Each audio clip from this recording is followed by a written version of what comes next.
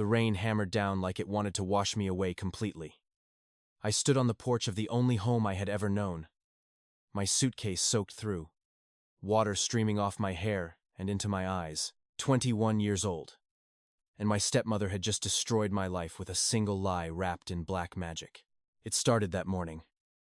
I woke to screaming. Dad was clutching his chest, pale as death. And there on my bedroom floor were the voodoo dolls. Tiny cloth figures with my face stitched on them, pins driven through the hearts, and strange symbols drawn in what looked like blood. My stepmother, Elena, pointed at them with shaking fingers. "She's been cursing us. Look what she's done to your father." Her voice cracked with fake tears. I tried to speak, but Dad wouldn't even look at me. The man who used to call me his princess now stared like I was a stranger.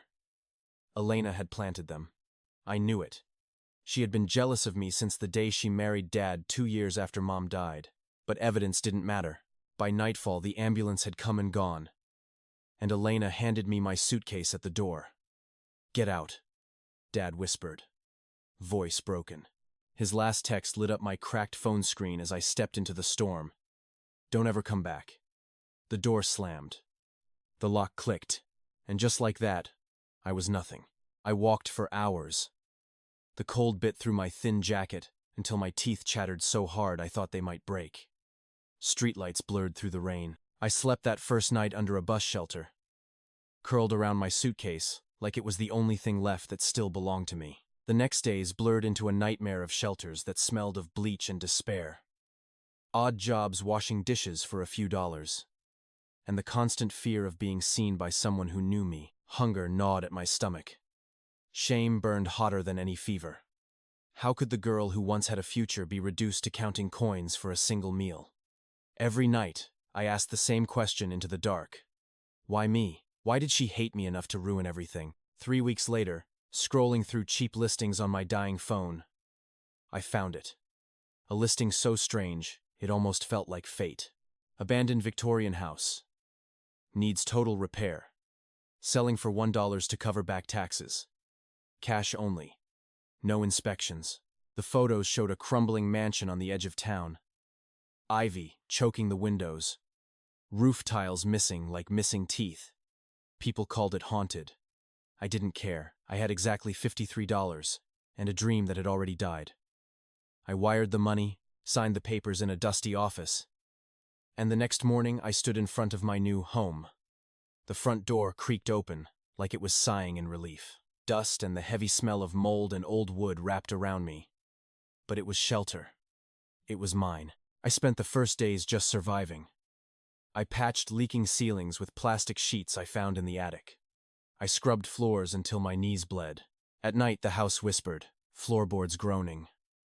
Wind sliding through cracked windows like fingers. I told myself it was just an old building settling.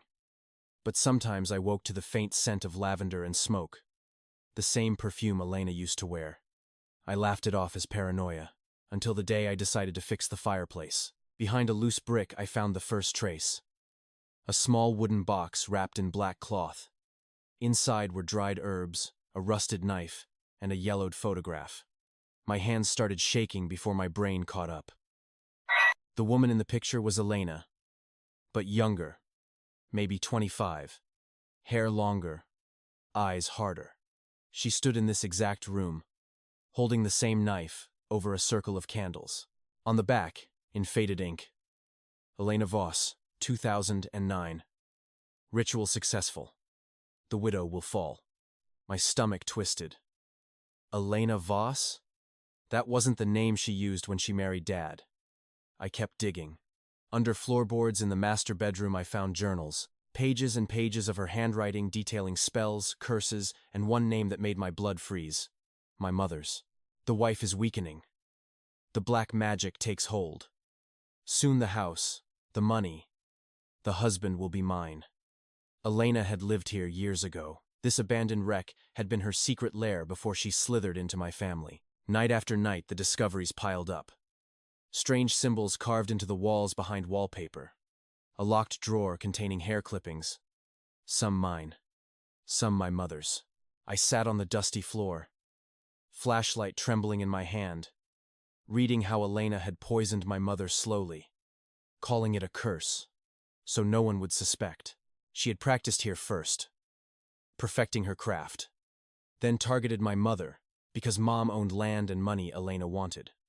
When Mom died of illness, Elena moved in for the kill. Framing me was just cleanup. I looked too much like Mom, asked too many questions.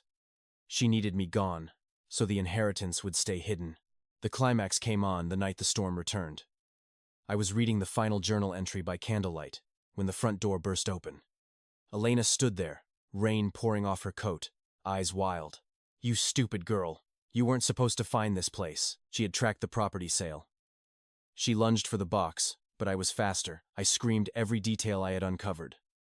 The poison, the rituals, the fake curse on Dad that was actually her slow, drugging him to control him. She laughed at first, calling me crazy, but then her face changed when I played the voice recording I had secretly made of her confessing in the journals. My phone had been recording the whole time. The twist hit me harder than any blow. As sirens wailed in the distance, I had already called the police. Elena spat, the final secret. "Your mother knew what I was. She hid this house from everyone so I could never finish the ritual. But I did. And now, you've brought me right back to where it all began. The house wasn't random. It had been my real mother's secret property, left to me in a will Elena had buried. By buying it for $1, I had unknowingly claimed what was always mine. The black magic she used here had never truly worked on me because blood protected blood. Dad arrived with the police. The drugs in his system were confirmed. Elena was led away in handcuffs, screaming curses that no longer had power. He looked at me, tears mixing with rain, and whispered the words I had waited months to hear. "I'm so sorry, baby. She fooled us all. Today the house no longer whispers in fear. I've repaired the roof, painted the walls soft white, planted lavender in the garden. The real kind, not the kind used in spells. Dad visits every weekend. We talk about Mom. We heal.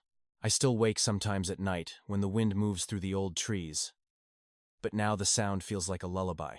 The girl who was kicked out into the rain learned the hardest truth of all.